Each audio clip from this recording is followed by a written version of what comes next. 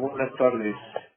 Disculpe, mire, estamos para una entrevista para el canal de Líderes Internacionales. En los últimos días, el presidente Andrés Manuel López Obrador se ha expresado por parte de la clase media que tiene ciertas aspiraciones y los ha llamado aspiracionistas. ¿Usted nos podría decir en sus palabras cuál es la diferencia de tener aspiraciones y ser aspiracionista? Sí, hay dos visiones para esta idea. Las dos son igualmente válidas. Por un lado está la gente que tiene aspiraciones, es decir, que pretende un mayor aprendizaje, un mayor conocimiento, que pretende servir a la sociedad, que pretende también un mejor nivel de vida. Pero también hay otro sentido, este sentido de aspiracionismo en el que la gente pretende o se cree ser algo o pertenecer a una clase social, que en realidad no lo es. Es el caso, por ejemplo, de quien pretende tener un color de piel distinto, o de quien ganando 10,000 pesos al mes se siente millonario y tiene una mirada despectiva hacia los que ganan menos. Pretender tiene esa connotación que yo pienso que es positiva, adecuada, y el aspiracionismo, pretender ser lo que no se es o lo que nunca se podrá ser, pasando por encima de los demás, tiene una connotación, por lo tanto, negativa. ¿Y usted cree que la clase media, qué es?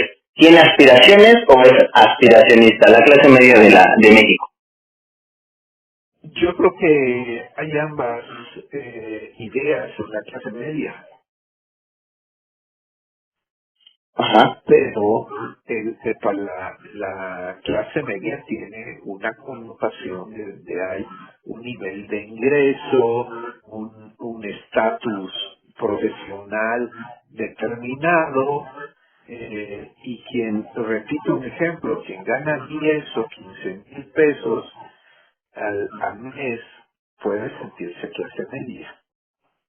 Observo que a veces utilizamos los términos de clase media, de ser aspiracionista, de tener movilidad social, a conveniencia del que esté en turno en el gobierno, o sea, esa conveniencia.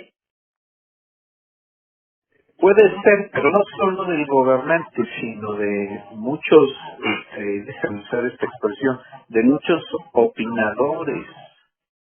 Los usamos de conveniencia y hay muchos consumidores de esas opiniones que no pueden discriminar o no pueden definir adecuadamente a qué se está refiriendo la persona que habla. Y por supuesto, cuando desde la figura presidencial se hace alusión a este tipo de cosas, también cae en tierra que no puede comprender plenamente el sentido de lo que se está refiriendo el presidente.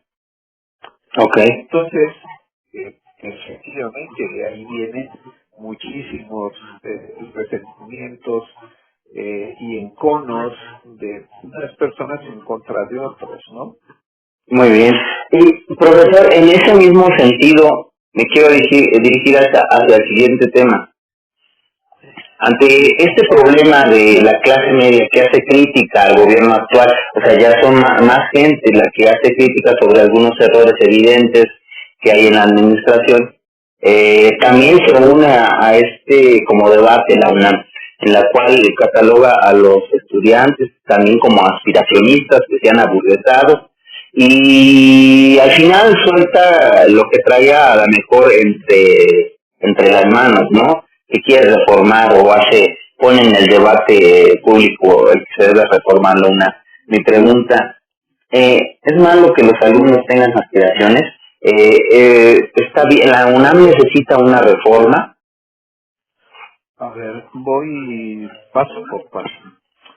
Yo creo que es deseable que todo el estudiantado tenga aspiraciones en la vida. La filosofía de la educación señala, por ejemplo, que una de las finalidades de la educación es precisamente detonar en los estudiantes todo este nivel de aspiraciones, de visión del mundo en el contexto en el que vivimos, pero con valores y con consideración a las otras personas del contexto en el cual vivimos. Es decir, no nos formamos como internacionalistas, como abogados, como contadores, como economistas, como administradores públicos, en lo individual, sino en un contexto. Y entonces, la filosofía de la educación enfatiza que estos estudiantes con aspiraciones salen a servir a la sociedad. También hay ahí un debate interesante que quiere decir esto de servir a la sociedad. La universidad necesita una reforma. ¿Es necesario que el gobierno meta las manos dentro de la autonomía de la universidad? ¿Cuál es tu opinión? No, mi opinión es que no. Mi opinión es que la autonomía se defiende todos los días con el trabajo que sus estudiantes, sus profesores, sus investigadores, sus autoridades, sus trabajadores administrativos llevan a cabo cotidianamente. Cuando lo hacemos, vuelvo a la idea de la filosofía de la educación, con valores, con sentido crítico, con sentido propositivo, con visión de lo que ocurre en nuestro contexto nacional e internacional.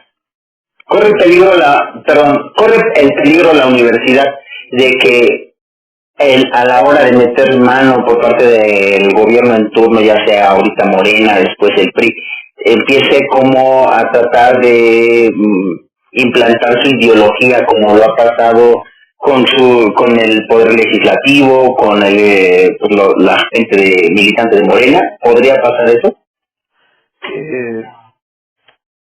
Desde que la universidad es autónoma, desde la ley orgánica de 1945, la autonomía se ganó en el 29, pero hay una ley que reglamenta en 1945, dice que la universidad es una corporación pública, organismo descentralizado del Estado. Es decir, no es un organismo gubernamental. Pero siempre ha existido la tentación de los diferentes gobiernos de meter las manos en la UNAM, porque veían a la universidad como el semillero, como la fuente de formación de sus cuadros. Si revisamos, por ejemplo, lo que dice la ley orgánica de la UNAM y el estatuto general acerca de lo cuáles son las funciones de la universidad, veremos muy claramente esto de organizar investigaciones acerca de los problemas nacionales. Discurso que había servido a los gobiernos para legitimarse en muchas etapas. Por supuesto, yo creo que todas las instituciones educativas, a propósito de tu pregunta, deben reformarse permanentemente. Sí. Dice un autor que si hay algo constante en esta época es precisamente que todo cambia. Y cambia a una velocidad muy importante derivado de la revolución de las tecnologías, que da como resultado la innovación tecnológica, pero también de los contextos en los que se vive. El cambio, por ejemplo, en las preferencias de las pautas del consumo. Entonces, si las organizaciones no tienen la velocidad suficiente para lograr los cambios, corren el riesgo de quedarse fuera. Y las instituciones educativas, al ser, digamos, centros de saber, deberían de ser las primeras en convertirse en organizaciones inteligentes que puedan hacer del cambio una constante para avanzar y no esperar a que de fuera alguien les diga, oye, te tienes que reformar, y te tienes que reformar como yo creo. El mundo no es así de bipolar, sino que hay una variedad de opciones, de visiones, de caminos, y son los mismos universitarios los que tienen que encontrar estos mejores caminos para el mejoramiento no solamente de la institución educativa, sino del país, de la sociedad en su conjunto. Muy bien. Profesor, muchas gracias por estos minutos, por esta entrevista. Esto fue Unos Minutos con Gabriel Campuzano. Gracias. Hasta luego. No me cuelgue, profesor.